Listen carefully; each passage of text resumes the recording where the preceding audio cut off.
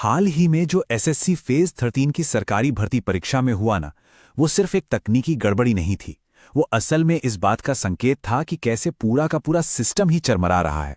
तो आज हम इसी कहानी की तह तक जाएंगे। ये आवाज, ये उन लाखों स्टूडेंट्स में से एक की है जो एक बेहतर कल का सपना लेकर परीक्षा देने निकले थे। और उनका ये अनुभव, उनकी ये कहानी उस गहरी निराशा को दिखाती है जिसका सामना ना जाने कितने ही लोगों ने किया। तो चलिए समझते हैं कि आखिर हुआ क्या था।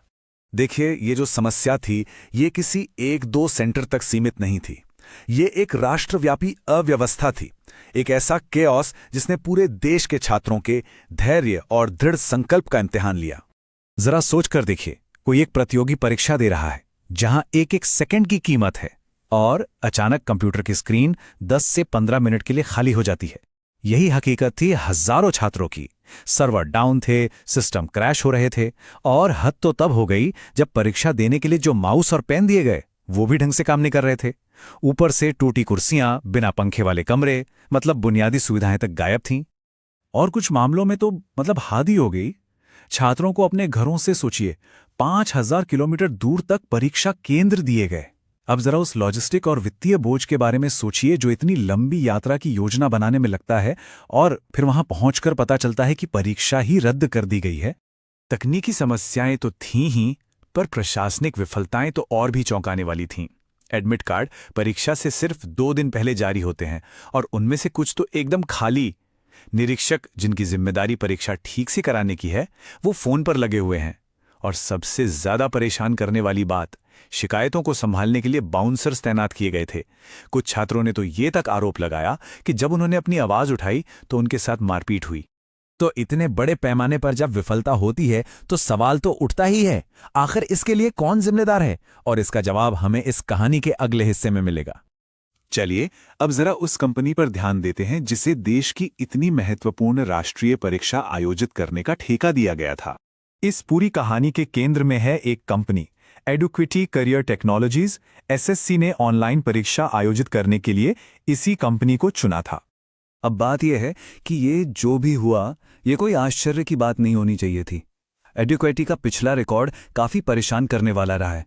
2020 में एक सरकारी निकाय ने इसे परीक्षा आयोजित करने के लिए अयोग्य घोषित कर दिया था।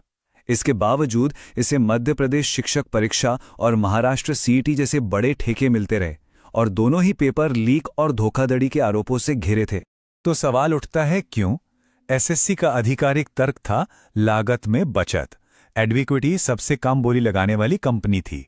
लेकिन यहां यह सवाल खड़ा होता है, क्या कुछ करोड़ रुपए बचाने के लिए लाखों छात्रों के भविष्य को जोखिम में डालना सही है? और चिंता की बात यह है कि ये चेतावनियां पहले से ही दी जा रही थीं।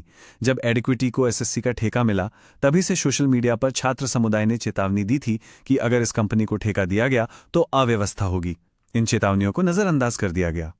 तो जब सिस्टम ने उनकी नहीं सुनी, तो छात्रों ने अपनी आवाज सुनाने का फैसला किया। यह उनके संगठित प्रयासों की कहानी है। ये विरोध डिजिटल दुनिया से शुरू हुआ। एसएससी वेंडर फेलियर जैसे हैशटैग ट्रेंड करने लगे। जल्द ही प्रमुख शिक्षक भी इसमें शामिल हो गए, और फिर दिल्ली चलो का आह्वान किया गया, जिसके बाद 31 जुलाई को हजारों छात्र देश की राजधानी में इकट्ठा हुए।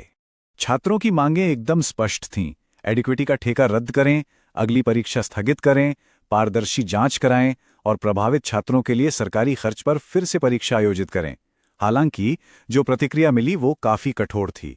रिपोर्टों के अनुसार प्रदर्शनकारियों को हिरासत में लिया गया, उन पर लाठीचार्ज किया गया, और विरोध का समर्थन करने वाले शिक्षकों के ट्विटर अकाउंट निलंबित कर दिए गए। अब चलिए इस एक घटना से थोड़ा आगे बढ़कर देखते हैं कि यह कैसे एक बहुत बड़े और प्रणालीगत संकट का लक्षण है।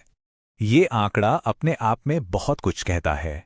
सिर्फ एक परीक्षा में, जिसमें 3 लाख छात्र शामिल हुए, 55,000 से ज्यादा आधिकारिक शिकायतें दर्ज हुईं। ये विफलता के पैमाने को दिखाता है। और ये संकट अभी खत्म नहीं हुआ है। अगली बड़ी परीक्षा सीजीएल में 30 लाख से ज्यादा छात्र शामिल होंगे, फेज 13 से 10 गुना ज्यादा। और इसे आयोजित करने का ठेका भी उसी विवादास्पद कंपनी के पास है। और देखिए, ये सिर्फ एसएससी की कहानी नहीं है। यूपीएससी में पेपर लीक से लेकर आईबीपीएस और आरआरबी में घोटालों तक ये एक परेशान करने वाला पैटर्न है जो देश की लगभग हर बड़ी भर्ती संस्था में दिखाई दे रहा है।